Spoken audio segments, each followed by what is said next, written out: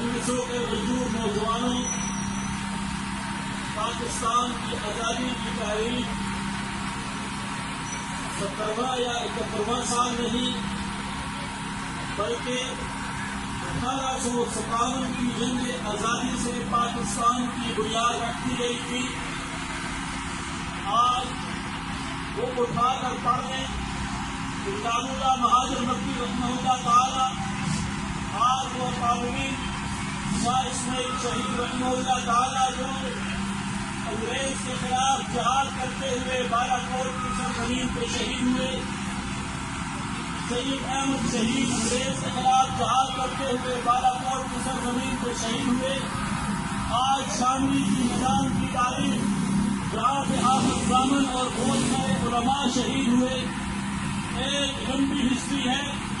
آج آپ مالٹا کی ہسٹری اٹھا کے دیکھ لیں، شیخ الہند محمود حسن دیوبندی رحمۃ اللہ علیہ شہید، انہوں نے اپنی زندگی مالٹا کے اندر گزار دی، سعود میں برداشت کی، مشکلات برداشت کیے، انگریز کے سامنے سرنگو نہیں ہوئے۔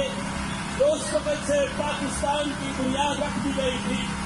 اسی ہسٹری کو لے کر قائد اعظم محمد علی جناح نے مولانا شبیر احمد عثمانی، مولانا ظفر احمد عثمانی اور دیگر قائدین کے ساتھ پاکستان کی بنیاد رکھی۔ پاکستان کی بنیاد دو قومی نظریہ پہ رکھی گئی، لا الہ الا اللہ محمد رسول اللہ پہ رکھی گئی۔ پاکستان کے آئین کے اندر یہ بات موجود ہے کہ پاکستان کا سپریم لا اسلامی ہوگا، قرآن پاک کے مطابق ہوگا، لیکن جہاں پر آج ہم جشن آزادی منا رہے ہیں، ہم خوشیاں منا رہے ہیں، آج آزادی کی قدر پوچھنی ہے تو ہندوستان کے اندر جا کے ان مسلمانوں سے پوچھو جو گائے کی قربانی نہیں کر سکتے۔ آج آزادی کی قدر پوچھنی ہے تو شام کے مسلمانوں سے پوچھو جن کا خون ندیوں میں بہایا جا رہا ہے۔ آج آزادی کی قدر پوچھنی ہے تو کشمیر کی ان ماؤں بہنوں بیٹیوں سے پوچھو جن کی عزتیں پردے تاثار کیے جا رہے ہیں۔ آج آزادی کی قدر پوچھنی ہے تو آپ پاکستان کے ان علاقوں میں چلے جائیں جہاں پہ کفار کی حکومتیں ہیں تو پتہ چلے گا کہ آزادی کتنی بڑی نعمت ہے۔ پاکستان کے مسلمانوں کے لیے آزادی بہت بڑی نعمت ہے۔ یہ ملک پاکستان کا حصول بہت بڑی قربانیوں کے بعد ہوا۔ علماء دیوبند کا کردار ہے، اکابرین دیوبند کا کردار ہے، اکابرین کا خون پاکستان کی بنیادوں میں شامل ہے۔ تب جا کر پاکستان معرض وجود میں آیا۔ پاکستان کے آئین کے اندر اکابرین دیوبند کی قربانیاں شامل ہیں، تب جا کر اس کا آئین معرض وجود میں آیا۔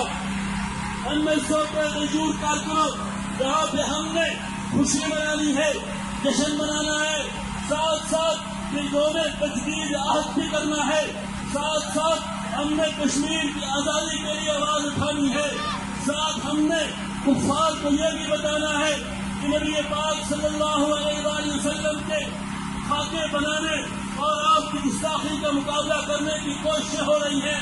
ہم نے اپنے حکمرانوں کو یہ بتانا ہے کہ نیدرلینڈ کے اندر نبی پاک کی گستاخی کا مقابلہ کیا جا رہا ہے۔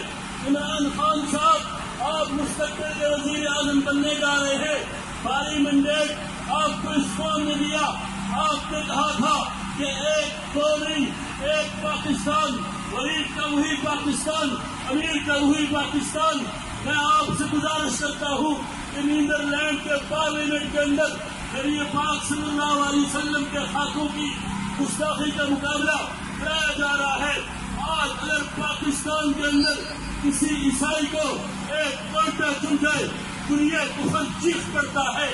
آج اگر پاکستان کے اندر کسی اور مذہب کو تکلیف ہو جائے این جی اوز دنیا کفر چیخ کرتا ہے۔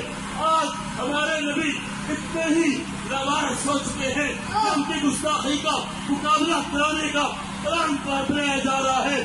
عمران خان تو نے ان کو بھی لگام دینی ہے، تو ان کو لگام دے گا۔ پاکستان کا یوتھ تیرے ساتھ کیا ہوگا؟ 1900 کا ہر کارکن تیرے ساتھ کیا ہوگا؟